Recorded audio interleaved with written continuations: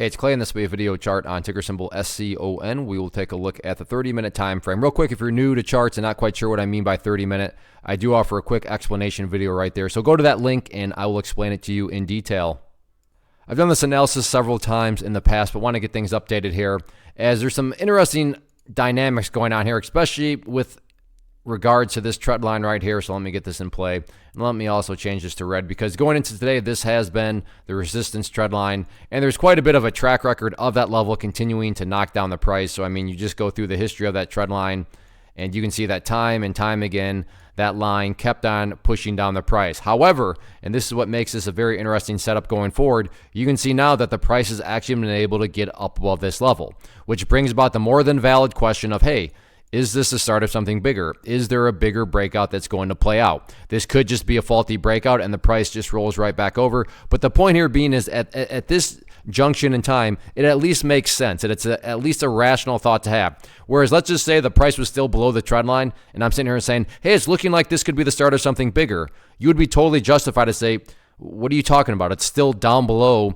that resistance trend line. But that's not the case here, right? It is actually up above the trend line. So does that mean it's a guaranteed to go higher and higher? No, no such thing as a guarantee. But is that at least a logical thought to have? Is that rational throw out there? Absolutely. So let's see if this is the start of something bigger and if the price can start to work its way higher. Now, in the event the price rolls back over, then the must-hold level of support that you would want to see hold is going to be right here at the 21 cent mark. 21 cents, nothing fancy behind that other than the fact of, well, if the price drops below 21, that essentially is putting the price back at lows that haven't been seen for several days.